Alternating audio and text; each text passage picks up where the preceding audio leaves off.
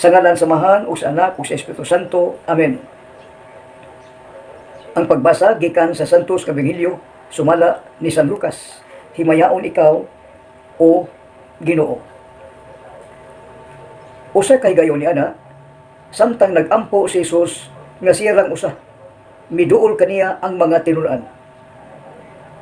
Kinsa man kuno ako, sumala sa sulti sa mga tao. Nangutana siya kanina. Nag-ingon ang uban nga ikaw, mao si Juan nga magbubunyag. Nanubag sila. Nag-ingon usab ang uban nga ikaw, mao si Elias. Samtang ang uban, nag-ingon nga ikaw, usa sa mga propeta, kaniadto nga nabanhaw. O kamo, unsa may inyong ikasulti, kinsa man ako. Nangutana siya kanila. Mitubag si Pedro, ikaw, mao ang Mesiyas nga pinadala sa Dios.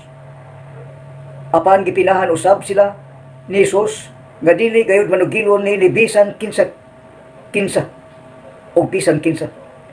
O midugang siya pag-ingon, ang anak sa tao kinahanglan nga mag-antos pag-ayo o isalikway sa mga punuan sa mga Hudiyo, sa mga kadagkuan sa mga pari o sa mga magtutudlo sa balaod. Patyon siya o banhawon sa ikatulok adlaw. Ang Ebanghelyo sa Ginoo. Daygon ikaw o Kristo. Sa ngalan samahan o sa Anak o sa Espiritu Santo. Amen.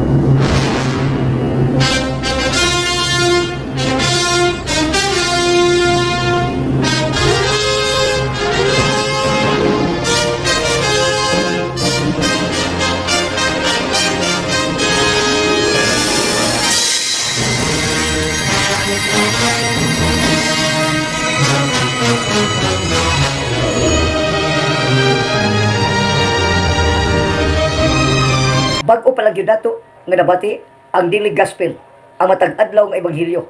Karong adlaw September 23, 2022, adlaw Biyernes.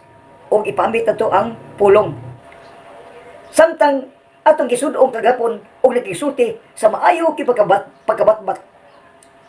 Ang gisulti sa pamununasod sa tanang katawhan atubangan sa mga leader sa United Nations nagkapundok. Ug iskutan nito ang matuod sa climate change, ang sustainability. Ug unya, miskot pa yun sa 110 ka mga lumulupyo ka mga tao. Giapil na tanan. Apil naminaw, gisulti sa punasod sa Pilipinas, 110 ka milyon ka mga tao. In fairness, sa ngalan sa mga tao, unya siyang pamununasod, midala sa tingog. Misulti, unya nga magka-unite ngayon ang tibok nga nasod. Samtang nagsulti siya sa maninot nga gisgutan dito, may tungod sa pagpanginabuhi, may tungod sa climate change, may tungod nga magkausa gayon ang tanan ng mga nagkabahin-bahin nga pundok.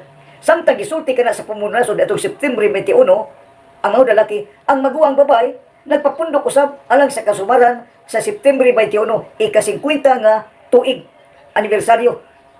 Ika-50 ha, yung kadugay tas ano, apan nagkapundok, kinsa man ang pundok, ang mga senador, ang mga walhon, matuon, ang mga nagkulita, ang misulti sa tinuod, o ang mga wamusulti, nagkapundok, nagkayusa. O dito, ang igsuong babay sa pamununasod, misulti mitubag gayon, kuman siya pangayo o pasaylo. Nangayo o pasaylo ang mga gitawag o magsulti sa tinuod. Nga itong deklarasyon sa Marcelo, o misulti na minaw ang nagbuhat sa tinuod. Dito nag-amot ang mga senador, ang mga vloggers, ang mga media, nag-amot, mga wanhoton, nagkapundok, nagkausa. Unya na ngay pasaylo, ang mga misupak sa Marcelo, misupak ba? Nangagpasaylo, nibalik sa pagtuo, paglikon, pagtuo. Ingon ana, ato gibalik ka, kinsa man, o mga lider, ang mga sakop sa gitawag, o gitudluan, nga way Ginoo, gitulong pagpatay, gitawag ka na, o misupak. Apan kinsa may misupak, ang panuway, ang yawa, gigamit ang kinabuhi sa tao. Luoy kayo mga tao, gipanggamit. Kinsa minigamit ang panuway, giguba ang kinabuhi sa tao. Ang uban midawat, mituo, ang uban misupag, ang uban midawat. Ug unya, dito kagapon gipaminaw gyud, daghang kay mga tao mitambong. Mga media people, taga-simbahan, mga vloggers, mga media people, nagkapundok, og nangayong pasaylo, ang misupak masinupako ni atong Marcelo. Ang martial law, mao ka ang disiplinado nga pagbantay. Militar ba?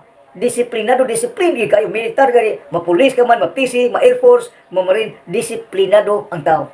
O kay disiplinado ang tao, wag yun tudloi. Unsa pagpatay, unsa paggamit, mitudlo pagpanalipod. Panalipod ba? Sa yutang na tawan, panalipod sa kinabuhi sa tao. Imong panit na matabangan. Muna ang role sa martial law nga nalipod. Apan, misulti yun ang Pangulo Nasod sa dayon yung kamatay. Nga 80% sa iyang kategoryaan, ihatag niya sa tanang mga tao nga sakop sa iyang pamunuan. Ang 20% sa iyang pamilya. Muna ang tinuod nga gisulti gahapon.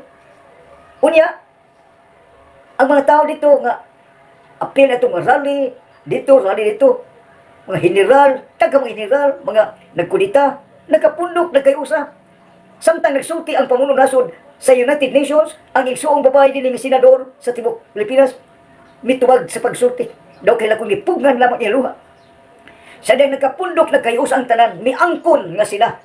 Miangkon nga sila ni Adto, apil, mga general, mga vloggers, mga media, miangkon, apil sa rally, pagguba sa gobyerno, ang uban misulti ni buhat o tinuod o kunya ang igsuong babae ni ingon dahil bitubag sa tanang pundok sa tayo total amnesty. Unsa man ang amnesty, pasayloon ang tanan gayon munang magkahiuli ang kaya sa pagpasaylo ang pagsugod sa panaghiusa. So ikaw naminaw kung makapasaylo kag kinsa imong gidumtang. Ikaw ba nag-asawa, naminaw ka man kung makapasaylo kag imong asawa kung makapasaylo kag imong bana, ginikanan kung makapasaylo kag imong anak, imong umagad, imong apo, pasaylo, mao'y sinugdanan sa kinabuhi nga, gawas nun ka. You are free. You are an independent-minded people. You are given the freedom of decision to choose. Total amnesty. Ang pagpasaylo sa tanan. Sad arugay sa ang panaghiusa sa tanan. Muna ang rule sa martial law. Ang balaod militar nga nag-atiman o kinabuhi, nagbantay, apan gilain pagsabot sa uban. Until now, ang uban nagkapundok, nagkayusa. Ang uban di makadawat timutuo, naghimog mga gilad dautan alang sa managhugpong.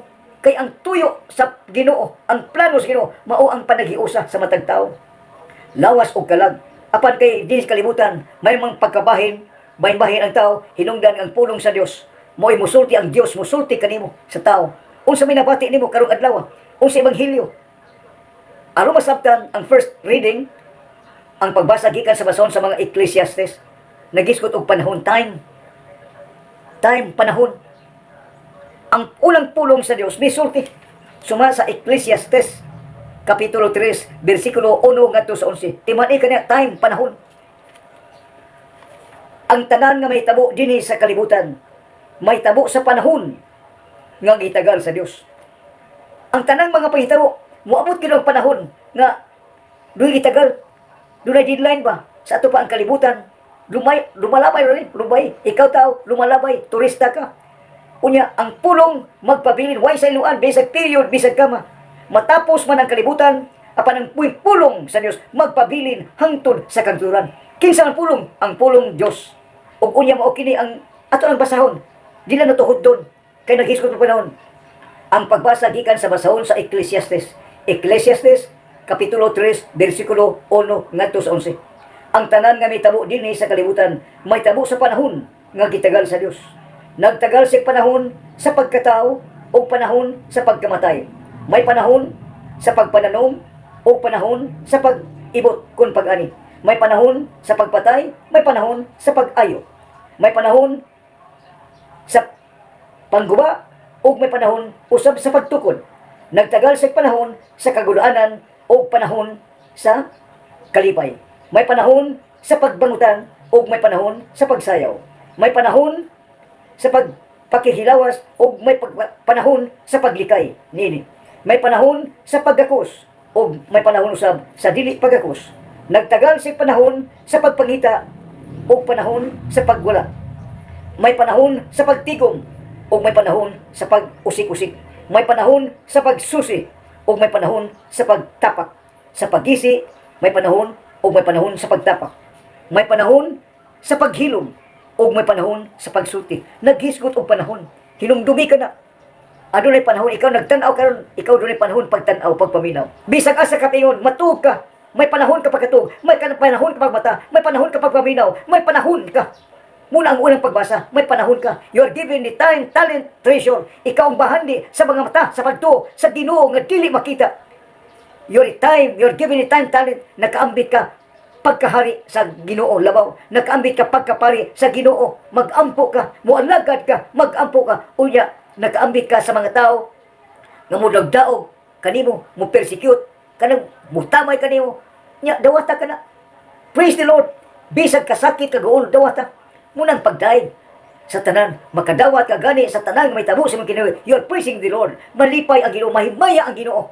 Nga naman, ka ikaw nagadaig ng Ginoo labaw sa tanan. Siya magbuot ug ang tao magtuman gyud sa pagbuot sa Ginoo. Dili kay magbuot-buot. Muni ang nitabo sa kalibutan, may pagkabaybahin, may pagkakatag-katag. Ang pulong nagpakatao mitipon sa mga makasasala, kay ang makasasala nagkinahanglan og ayuhon. Unsa mayon? Biyai ang sala, balik sa pagtuo, balik sa paglaom. Preach the good news, evangelize the good news, live the good news, and spread the good news. Do not be afraid, because I am with you until the end of time. Ang pulong sa Ginoo, munang gipadayag karon kanimo nagtanaw, you are given the freedom of decision. Mupili ka og mga ayong utang alang sa katawhan, alang suban. Ayaw pagtamay ang paghukom sa imong isig kaingon. Higugma ang imong isig kaingon, isig kataw. Higugmang Diyos, labaw sa tanan. Love God with the whole of your mind. Love God with the whole of your heart. Love God with the whole of your strength. Ikaduhang sugo, love your neighbor, love your enemy as you love yourself. Higugma ang imong kaugalingon. Kay kung imong gihigugma imong kaugalingon, imong gimahal ang Ginoo, giampingan ang kaugalingon, gitahod ang kaugalingon, bililhon ang kaugalingon, kay gipuy-an ang imong kaugalingon sa Ginoo nga dili makita. Magputli ka, magbalaan ka, maghuli ka, aron ka makasud sa gingharian sa langit. Mao na ang ebanghelyo karong adlaw. Ang Ginoo nakisulti kanimo, kinsa man ako, ikaw dayon ka Ginoo, kay ikaw labaw sa tanan. Ikaw among dalagpanan Ginoo, mag-unsa ka bigwa ka. Mag-unsa, ikaw ang pulong, ikaw ang Diyos, ikaw ang kinabuhi, ikaw ang kamatuoran. Ikaw maayo magbalantay. Ikaw tigiya sa langit ug sa yuta. Wa ka maghimog tao para maimperno, naghimog ka og tao aron mahiusa di kanimo bisag asa ka ato ang tao, muna ang mga anghel, muna ang mga santos nga nakasud sa gingharian sa Dios, mga tao nagputli, ng mga tao naghuli, mipiya sa ilang sala, sa ilang pagkadunahan ni kalibutan, sa ilang nagpuyo, sa ilang pagkasabos, nagpaulipon, nagpaiwit, labing ubos. Ayaw pagpataas, kay daghan karon ang nagpataas, maubos, daghan ang magpabos, mapataas, makasud sa gingharian sa langit. Ang taong magpabos, maurag yun, kung mag-antos ka, masantos ka, makasud ka sa gingharian sa Diyos. Amen. Himaya samahan, o sa anak, o sa Espiritu Santo, maingon sa sinugdan, karon ug sa gihapon, hangtod sa kanturan. Amen. Sa ngalan, samahan, o sa anak, o sa Espiritu Santo. Amen.